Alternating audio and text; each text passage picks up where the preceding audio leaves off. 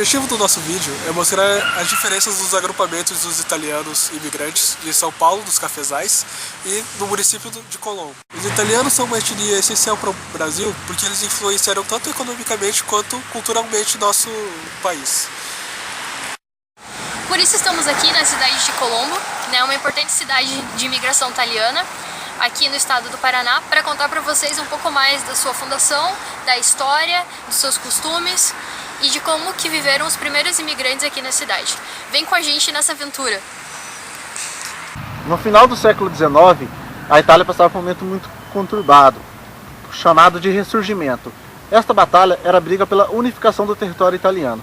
E quem sofreu mais com isso foi a população camponesa, pois ela ficou com desemprego, fome e sem condições de fazer a plantação do milho. Acabou chegando a ouvidos do Brasil. O Brasil estava no final do período da escravidão.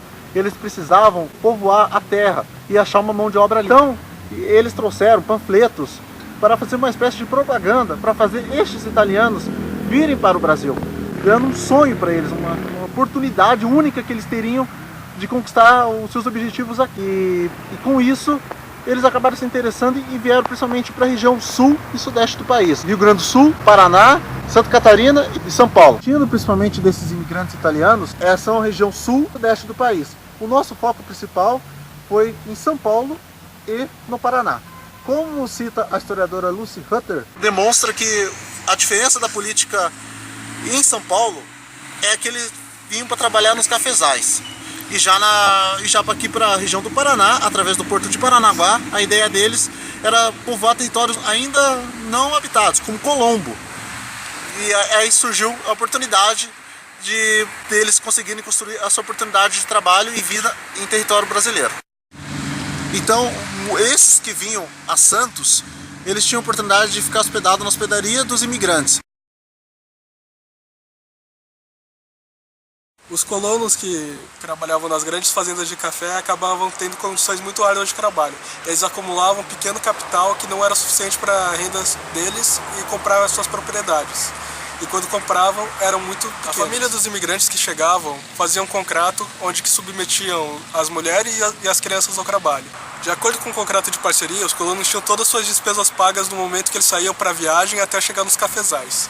Entretanto, quando eles chegavam nos cafezais, essas despesas eram pagas com juros compostos de 6% ao ano e depois se tornaria 12%. As famílias tinham pequenas propriedades e eram delegados pés de cafés para eles cuidarem, além de um terreno que eles poderiam plantar para subsistência. Entretanto, o lucro era dividido entre os gastos que eles tinham que pagar com juros. Além disso, tinha os gastos que eles possuíam com a cratação do terreno e o fazendeiro ficava com metade dos lucros do café vendido. A dívida dos colonos se ampliava cada vez mais, porque além de pagar suas viagens com juros cada vez mais altos, eles tinham que pagar tudo que eles consumiam dos armazéns dos fazendeiros, que já vendiam muito caro para eles. Acabava gerando um atrito entre os colonos e os fazendeiros. Por causa desse atrito, os fazendeiros começavam a apelar para as forças do governo e a polícia para reprimir os colonos. Em 1886, a Sociedade Promotora da Imigração começou a instalar a Hospedaria dos Imigrantes de São Paulo, no mesmo ano, que tornou mais fácil o contrato entre os imigrantes e os fazendeiros. Esse novo método de contrato, o governo arcava com todas as despesas que os colonos tinham até chegar no Brasil.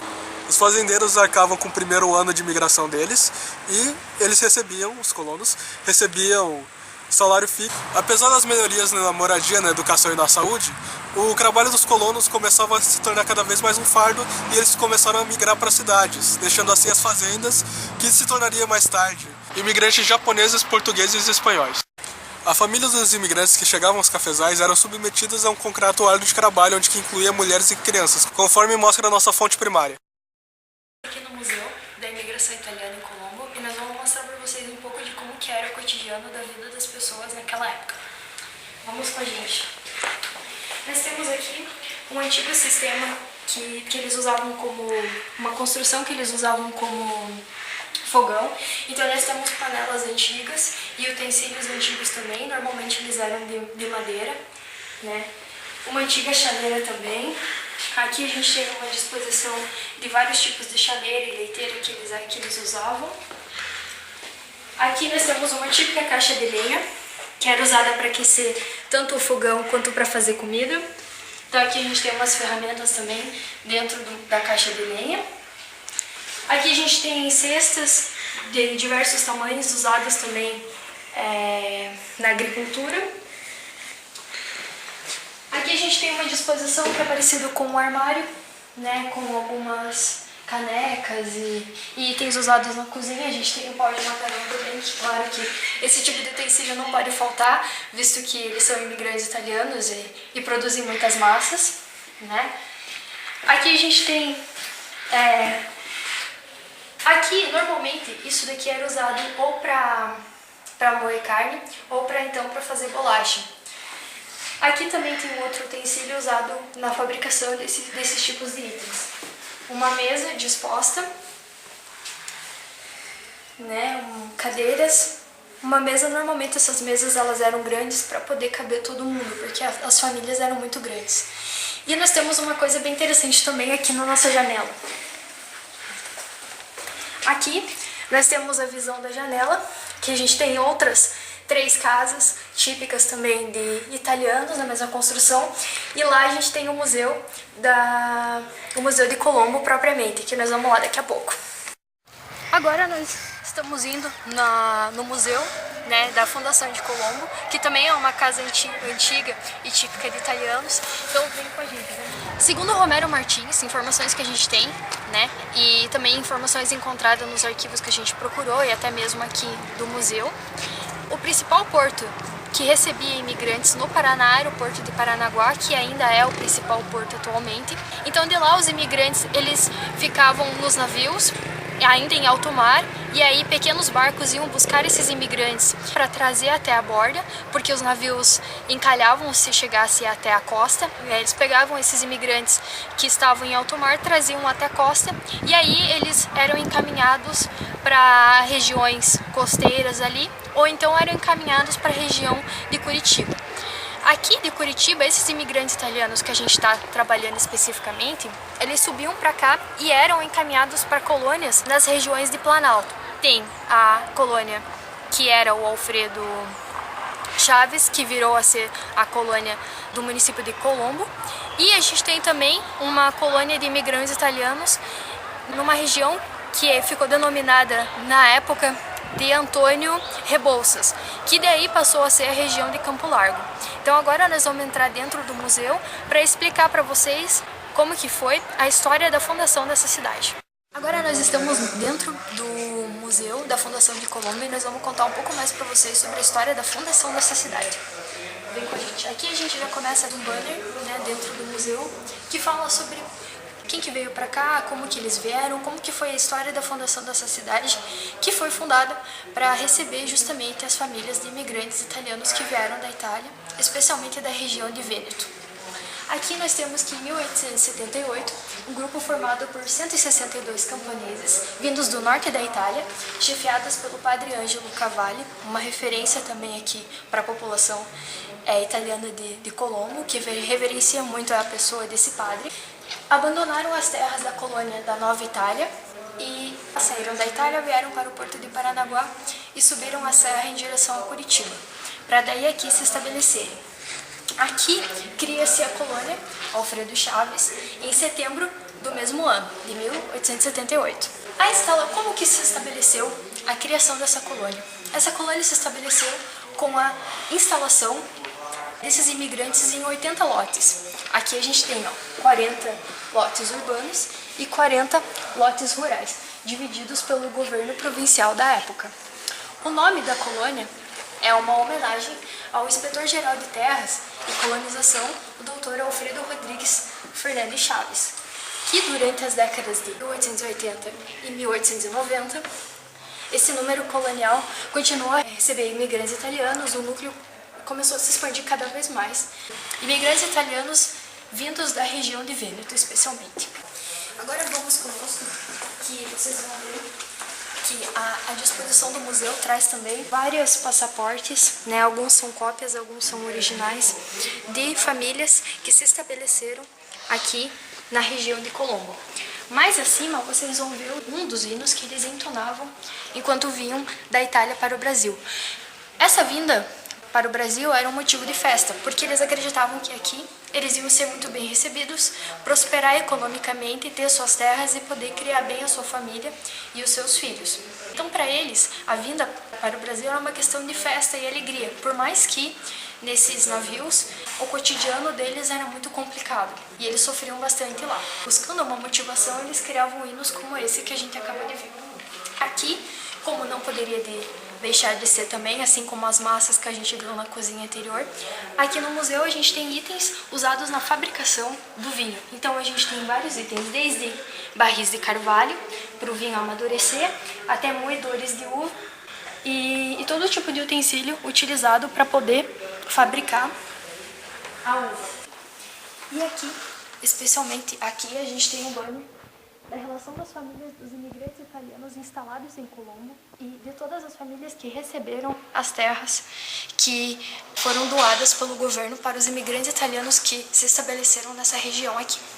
Então tem vários nomes muito conhecidos até hoje na cidade, porque os imigrantes italianos, eles se consideram uma família unida. Então toda a família, eles vivem de maneira conjunta e muitas vezes eles dividem o terreno e constroem várias casas para toda a geração da família poder habitar naquele lugar, tamanha a relação que eles têm do sentimento, da ligação com a terra que eles receberam quando vieram para cá. Aqui nós temos um banner que mostra a história da emancipação política de Colombo. A mudança oficial do nome, que antes era Colônia Alfredo Chaves, passou a ser Colombo por uma medida provisória do governo republicano da época, que por meio do decreto número 11, de 8 de janeiro de 1890, elevou a localidade à categoria de vila e também modificou seu nome para Cristóvão Colombo. Em 5 de fevereiro de 1890 foi instalado então o município de Colombo, tendo como presidente de intendência Francisco de Camargo Pinto, João Pereira da Fonseca e João Gualberto Bittencourt, o presidente de intendência do ano de 1891. Isso é o primeiro prefeito da época. A gente tem também outras pessoas que compuseram junto com ele a primeira prefeitura de Colombo, como o Alexandre Martins Fernandes, o Amantino Marques, José Marcelino de Rosa e também o fiscal Francisco Busato, que também nomeia ruas atualmente da cidade como forma de homenagear os seus precursores. Também temos uma festa muito importante, a festa da Grande Padroeira, que é a Nossa Senhora do Rosário, conhecida como uma das festas mais antigas da região, porque ela é realizada desde 1895. Ela é comemorada no dia 7 de outubro, com missa solene, à Igreja Matriz de Colombo, num grande templo que foi erguido no final do século XIX, em homenagem a essa santa. Então aqui a gente tem uma imagem da construção dela, é da data de 1912. Uma das fotos ainda que a gente consegue encontrar da época, autoridades, algumas pessoas que já viviam na região. No fundo a gente percebe então casas de imigrantes italianos ainda em construção. Nessa daqui, aqui no fundo não dá para ver direito, mas ela ainda passava por um processo de construção. Aí aqui nós temos, subindo mais um pouco ao lado, nós temos uma imagem, uma pintura feita por um imigrante italiano também, mas daí já não da época que ela foi construída, mas uma imagem mais recente, que foi doada para o museu, representando então como que seria hoje essa igreja, que é muito bonita também. Aqui a gente tem mais imagens, né, quadros da padroeira, como vocês podem ver, né, que foi uma doação de tudo o que tem no museu foram doações, muitas vezes de famílias dos imigrantes que vieram para cá. As famílias desses imigrantes ajudaram a construir esse museu. Aí a gente tem aqui várias ferramentas usadas na agricultura, bem como uma carroça bastante antiga, também utilizada no cultivo da agricultura, porque aqui logo aqui a gente encontra um grande banner falando da importância da agricultura para a região aqui de Colombo. Que essa região aqui, os imigrantes italianos que vieram para cá, eles já sabiam lá na Itália cultuar muito bem a agricultura. a gente tem registro de livros aqui do museu que eles, quando eles vieram para cá, eles olharam para a terra, tocaram na terra e perceberam o quanto ela poderia ser fértil, o quanto ela poderia render de produção agropecuária na região aqui.